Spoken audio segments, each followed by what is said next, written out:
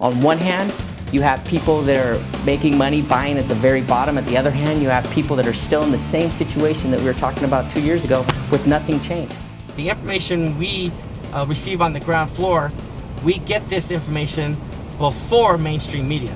Almost every single story that we broke in mainstream media, we knew about 6 to 8 months before it actually happened.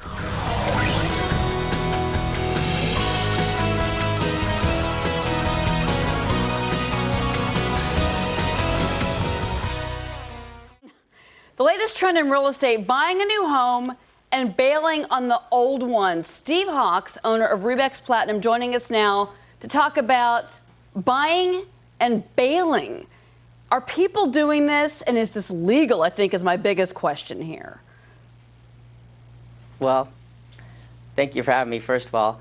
The part about the legal part, that's more for an attorney, a homeowner to decide on themselves. But as far as the reason why they're doing it, a lot of these homeowners, they're families that need to put a roof over their head, and their home has dropped sometimes 50%.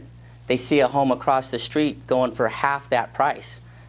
So they basically, so what they're doing, let's make sure we explain this correctly. So what they're doing is they're realizing that they can't afford their payments. Maybe their payments are jumping up. Maybe they've got an arm, but they've got good credit. So they go out, they buy a second house. And then once they secure that second house, they blow off the first one. They just quit making the payments, and they let that go to foreclosure. Am I right on that?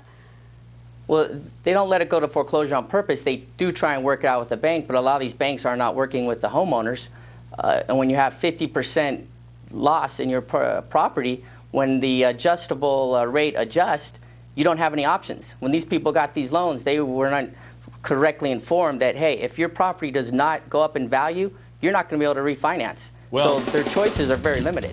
Most recently, due to new laws, it's harder for the banks to foreclose on properties out here. So now we're looking at purchasing notes and actually negotiating with the homeowners.